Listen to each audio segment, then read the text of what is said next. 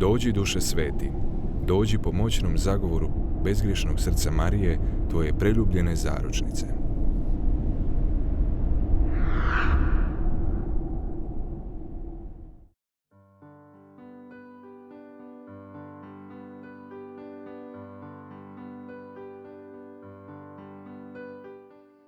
Iz Evanđelja po Luki. U ono vrijeme kaza Isus svojim učenicima prispodobu: Pogledajte smokvu i sva stabla, kad već propupaju i sami vidite i znate, blizu je već ljeto. Tako i vi kad vidite da se to zbiva, znajte, blizu je kraljevstvo Božje.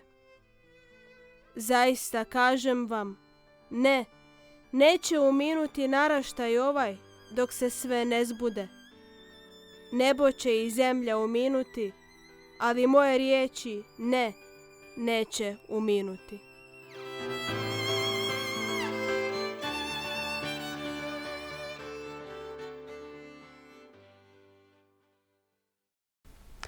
Gospodin ti dao svoj mir, dragi brate i draga sestro, i dobrodošli u još jedno razmatranje riječi Božje pod smokvom.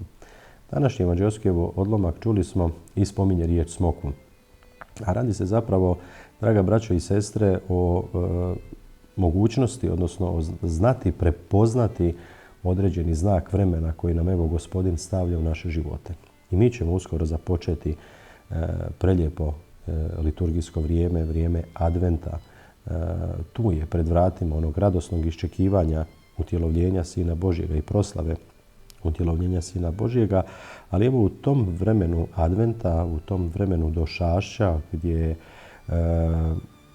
započinjemo danas i mjesec prosinac, nemojmo se dati zavarati onim lažnim i različitim konzumerističkim pričama koje će nam se stavljati ovdje, da ne kažem čak i podvalama, kako bi skrenuli pogled sa bitnoga.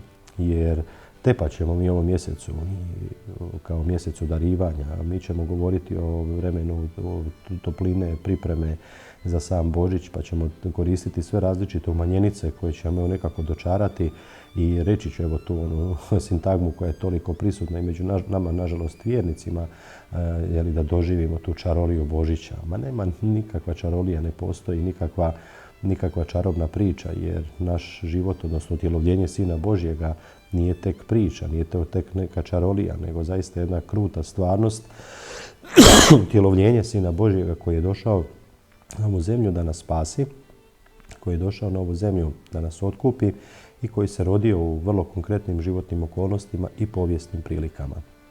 I kada pristupamo tako velikom otajstvu, kada stupamo i kada se nalazimo tik do početka nečeg tako velikoga, zaista je trenutak zastati i promisliti o svom vlastitom životu. Evanđelje nam lijepo danas kaže, prepoznaćete, znate, kada vidite to na smokvi, znate, bliži se ljeto, bliži se žetva, bliži se svršetak, hoće reći određenog perioda. I kada u Bibliji se spominje ta žetva, uvijek je to znak nekakve katastrofe, nekakvog kraja. Mi ne idemo prema katastrofi, ali, draga braće i sestre, moramo zaista znati zastati u svakom trenutku našeg života, u svakom trenutku našega postojanja, biti spremni stati pred dragoga Boga, položiti mu račun za svoj život, jednostavno tako živjeti da smo uvijek u svakom trenutku spremni, zaista spremni stati pred lice Božje, jer ne znamo niti dana, niti časa kada ćemo biti pozvani pred svoga Stvoritelja, pred svoga Boga i kada ćemo biti pozvani položiti račun za svoj život. I nisu to tek apokaliptične misli, mene osobno, nisu to nekakva zastrašivanja, ma daleko od toga, nego jednostavno si moramo, evo i temeljem upravo riječi Božje, znati posvijestiti upravo takav trenutak da je on tu, nije još došao, ali je blizu, jednostavno znati kvalitetno živjeti u ovome svijetu, u ovome vremenu. Nemojmo odgađati stvari. To je jedna velika napast koja može pogoditi svakoga čovjeka, pa ću reći, sutra ću ići na svetu misu. Sutra ću krenuti čitati Sveto pismo. Sutra. A to sutra možda neće nikada doći. Nego živi sada. Živi u ovome trenutku. Živi u ovome vremenu. I to neka ti bude poruka današnjeg evanđelskog odlomka. Nemoj stvari odgađati za neko sutra koje možda neće nikada niti doći, nego živi već sada u potpunom miru sa dragim Bogom, sa samim sobom i sa svojim bližnjima.